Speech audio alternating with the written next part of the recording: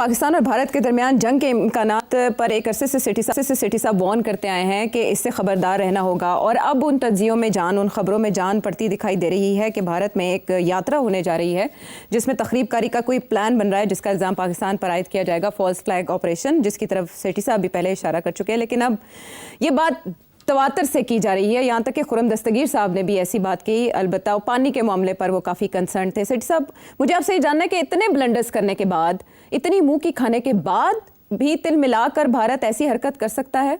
देखिए, मैंने जब ये हमला किया था और उसके बाद सीज फायर हुई थी, तो मैंने ये कहा था कि ये पॉज ही है, ये फिर कुछ ना कुछ करेंगे, बिकॉज ये राउंड हार गए हैं।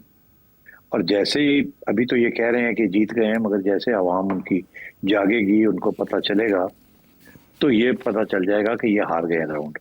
तो फिर नरेंद्र मोदी के ऊपर प्रेशर होगा कि कुछ करे और करके दिखाए कि हम जीत के गए या हम तकड़े हैं।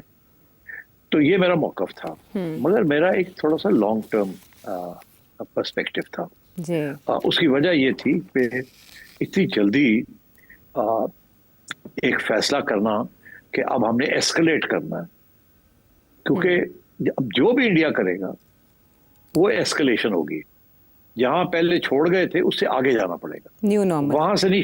हाँ, न्यू नॉर्मल ये जो कह रहे हैं ना, न्यू नॉर्मल का भी एक हायर लेवल होगा, बिकॉज वो पुराना लेवल जो है वो तो पिट गया ना। अब कुछ और करना पड़ेगा जो कि ज्यादा हाई लेवल पे होगा, जिसे हम कहेंगे एस्केलेशन। और फिर काउंटर एस्केलेशन भी होगी। एस्केलेशन को काउंटर करने के लिए हमारी तरफ से भी there be a bigger escalation. तो इसको सोच समझ के करना पड़ेगा इंडिया को, मगर इंडिया चैन नहीं आएगा नरेंद्र मोदी को।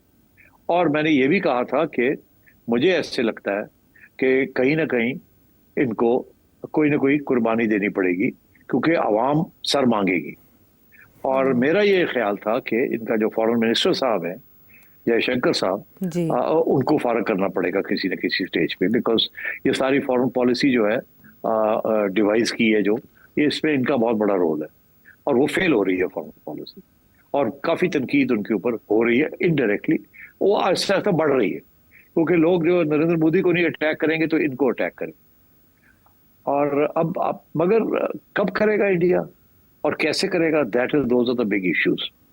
आज अब मैं देख रहा हूं कि पाकिस्तान के अंदर एक डिबेट शुरू हो गई है, एक व्यू पैदा होनी शुरू हो गई है कि हमें अब तैयारी करनी है, इंडिया ने कुछ करना ही करना है।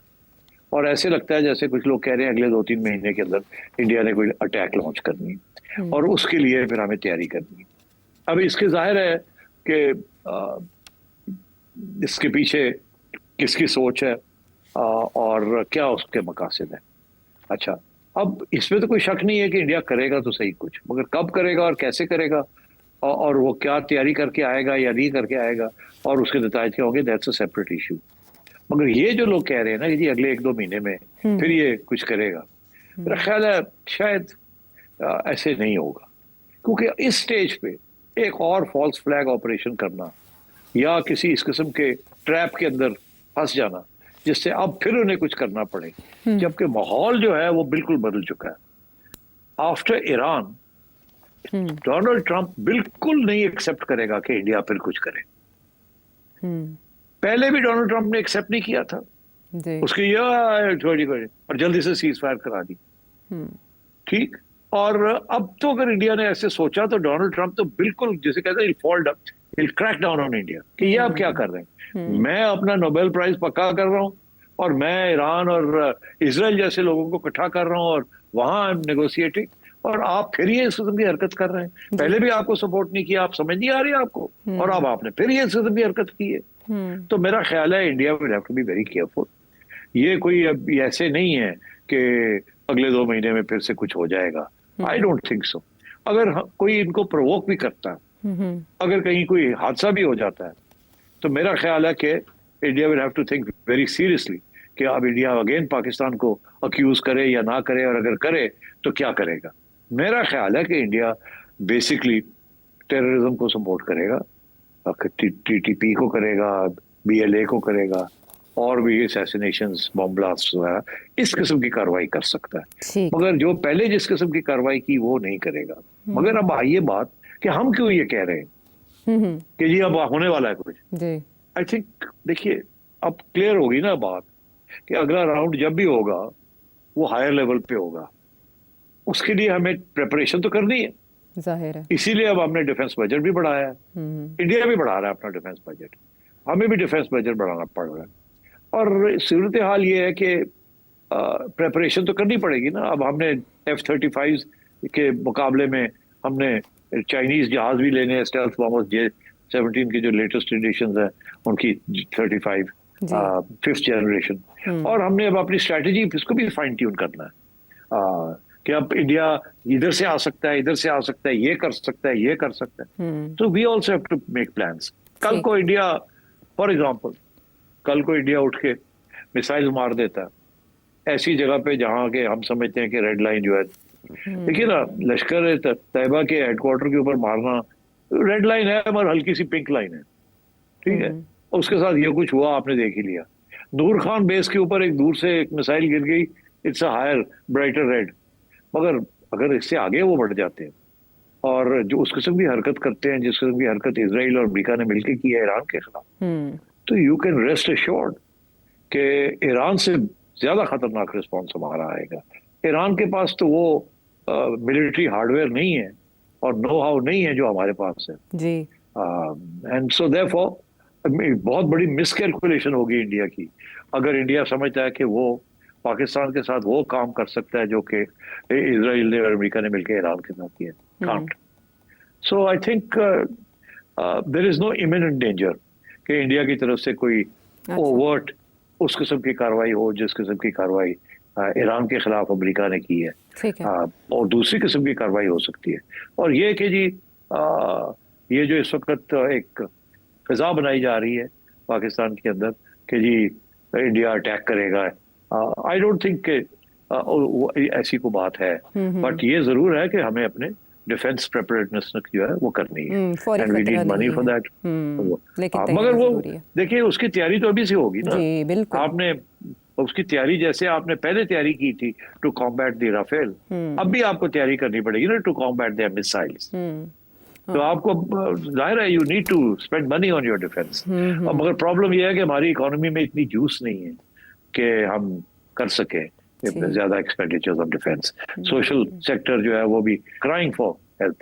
तो I think justification for spending more money on defence वो तो है, but I think we need to get the economy moving. ठीक है, ये दो तरफा चैलेंज है। अच्छा सेठ साहब, ब्रेक से पहले मुख्तसरन ये बताएं कि आलमी सालिसी अदालत का फैसला भी भारत ने नहीं माना, मुकम्मल मुस्तरद कर दिया पानी के मामले में, इंडस वाटर ट्रीटी के मामले में, तो अब इसका इलाज क्या? यार इसका भी कोई इलाज नहीं है इन दैट सेंस के इंडिया ने कहता है हम नहीं मानते, नहीं मानते तो फिर अब क्या कर सकते, फोर्स तो नहीं कर सकते। मगर होगा ये क्या, होगा ये कि यही कानून जो अपने वो हमारे ऊपर लागू करना चाह रहे हैं, अपना कानून नॉट इंटरनेशनल, इनके ऊपर भी ऐसे ही होगा। अच्छा, इनके ऊपर भी ऐसे ही होगा। चाइना बिल्कुल इनके ऊपर वही तरीका इख्तियार करेगा जो ये हमारे ऊपर करना। हाँ। और ये जब अगर इंटरनेशनल आर्बिट्रेशन को ये लोग नहीं मानते तो दे विल सफर। इनकी और एक रोग स्टेट की किस्म की इनकी रेपुटेशन बनती जा रही है कि ये तो कोई भी इंटरनेशनल कानून नहीं मानते, ये समझते क्या अपने आप को। तो I think India will isolate itself. ये बिल्कुल गलत फहमी है इंडिया की that they can do this and get away with it. अभी तो कोई खतरा नहीं है पानी वानी रोकने वोकने का। अभी तो यही है कि इसकी नेगेटिव इम्पैक्ट होगा on India standing in the international community. तो हमारी तरफ से तो it's very good, there is no immediate danger, we are winning the cases. ये तो अनप्रेसिडेंटेड है, हमेशा इंडिया जीतता था। So I think we are on a very good wicket. हमें इसके ऊपर बड़ा शोर डालना चाहिए कि India is violating international law, and I think this is a good moment because India is not in the good books of the global community, north or south. ठीक है, यानी भारत एक रुख देख रहा है, वो गड़ा जो दूसरों के लिए वो खोद रहा है उसमें वो खुद भी गिर सकता है। फिलहाल वो इस हकीकत से है नाआशना। वापस आते हैं।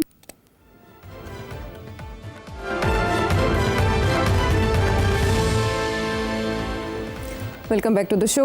जंग के जो इस वक्त इम्कानात पे बात की जा रही है, इस पर दो सवाल हमारे पास मौजूद है सेठी साहब से। एक सकलैन जाफर साहब ने ऑस्ट्रेलिया से किया था, मोहम्मद सलमान साहब ने पेशावर से किया था। आपको जवाब मिल गया होगा सेठी साहब के तजिए से। लेकिन सेठी साहब, इन जंग की बातों में और इतने सकील जो सियासी तजिए हैं उनमें एक ज़ाती सवाल आया, ज़ाती मसले के ऊपर। आपकी इजाज़त से असल में जाती जी ज़ाती नोयत का मसला है और ऐसा है कि आप लोगों के घर तोड़ रहे हैं और जी निजी मामलात में क्या? जी बाहमी जो रिश्ते हैं उनमें आप रंजिश का सबब बन रहे हैं। आपकी वजह से लोगों में दूरियां पैदा हो रही हैं। आप चाहेंगे कि मैं आपको सवाल सुनवाऊं या कुछ शरारत लगती है मुझे। नहीं? बिल्कुल शरारती, बहुत सीरियस मसला है। मेरा ख्याल है आपको खातून की आवाज़ से अंदाज़ा हो जाएगा कि आप कितने मसाइल पैदा कर रहे हैं लोगों की निजी जिंदगी। क्या तो बात कर रही हो यार, जाती सवाल और खातून और ये वो, जब आप मरवाई ना दें यार, मरवाई ना दें। नहीं, लेकिन वो उसके बाद आपको इसका कोई इलाज बताना पड़ेगा क्योंकि ये बहुत संगीन और सीरियस मसला है, मुझे अंदाजा हुआ सुनने के बाद। और जाहिर है एक खातून के तौर पे मैं उनके दर्द को ज़्यादा बेहतर समझ सकती हूँ। रिकॉर्ड कर रही हूँ मैं, काट दूँ अगर गड़बड़ हुई तो मैं कटवा दूँ। नहीं, ये सवाल इसलिए नहीं काटा जाएगा कि ये बहुत अरसे से महफूज रखा गया था टीम की जानिब से। ये इतना संगीन नौयत का मसला है जी। Get on with it, get on चलें जी, ये खातून है, आपने नाम नहीं बताया। बताया, लेकिन हम आपके मसले को ज़रूरी नौयत का समझते हो ये शामिल करें। What are the legal technicality to get divorce from Najam Sethi? Because all the time, whether it is tahajjud time or whether it is any working time or it's a non-working time, my husbands keep on listening your program again and again, and I'm really sick and tired about it. And one more thing, I really find Najam Sethi Saab as my sultan. Trust me, I swear upon God, my husband loves Najam Sethi Saab a lot. Even sometime I really think about it whether he loves me or not.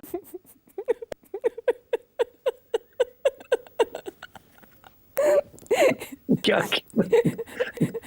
ये क्या था? आप देखें, इसके बहुत से मसले के बहुत से पहलू हैं कि कोई भी टाइम हो वो आपको देखते रहते हैं और दूसरा खातून उन्हें ये कन्फ्यूजन है कि उनके शौहर उनसे मोहब्बत भी करते हैं या नहीं आपसे ही करते हैं। अब आप ये दो मसले सुलझाएं, इलाज बताएं तलाक लेने का तकनीकी तरीका। वो मेरी शो देखते हैं ये कह रही हैं और जी वो कहती है कोई वक्त हो कि वो आपको देखते रहते हैं, ये तो ऑब्सेशन क्यों है? अच्छा ओके, तो ये तो अच्छी बात है। ये अच्छी बात नहीं है, आप सौतन है उनकी। सौतन हूँ मैं? अच्छा। मुझे लगता है सेठी साहब लाजवाब हो गए हैं। मैं लाजवाब हो गया हूँ, समझ नहीं आ रही मैं क्या करूँ। पहले तो जब उन्होंने ये बात की तो मेरे रोंगटे खड़े हो गए। मैं कुछ कहने वाला था, मैं क्या पता नहीं मैं कितने फंस गया, मैं कितने लाखा लोग मंगते पे मेरे को। मैं क्या जुगनू ने सब तो पहले जुगनू ने मैंने पढ़ना है तो वो टुकी करता रहे। अच्छा सो एनीवे, तो ये तो थोड़ा सा अच्छा नहीं, मैं जवाब देता हूँ जी। अच्छा जी, आपने नाम तो नहीं बताया बट चले, यंग लेडी शैल वी से, यंग लेडी आप ऐसे करें ना कि थोड़ी बहुत सियासत आप भी सीख लें, थोड़े बहुत तबसरे आप भी करने शुरू कर दें। आप भी मेरे प्रोग्राम देखा करें, sit with your husband, hold his hand, give him lemonade और समथिंग स्ट्रॉन्गर, उनकी खिदमत करें और डिस्कस करें बातें उनके साथ, और जो मैं कहता हूँ उसमें हाँ में हाँ मिलाएं ताकि वो कोई डिस्प्यूट या डिसएग्रीमेंट ना हो। तो देखें फिर वो he will turn his attention towards you also, वो यही समझेंगे कि ये हम सफर हैं। So, मैं तो long distance, you're there. So sit on the sofa with him, hold his hand, and enjoy the show. ये क्या बात हुई कि वो अकेले बैठ के एंजॉय कर रहे हैं और आप बैठ के बाहर बुड़बुड़ कर रही हैं, सौतन है ये है वो। Join the club. That's all I can say. आज मुझे पता चला आपकी खानगी मामलात में भी बहुत एक्सपर्टीज़ हैं। और ये खातून जो भी आपका नाम है, आपका बहुत शुक्रिया, आपने हमारे शो को किश्ते ज़ाफ़रान बना दिया अपने शगुफ्ता सवाल से। बहुत अच्छा अंदाज़ था आपका। इस तरह के और भी बहुत से सवालात हैं ग्लोबल पॉलिटिक्स से मुतालिक, वो आने वाले प्रोग्राम्स में ज़रूर शामिल करेंगे। अगले इजाज़त दें। Thank you. Thank you.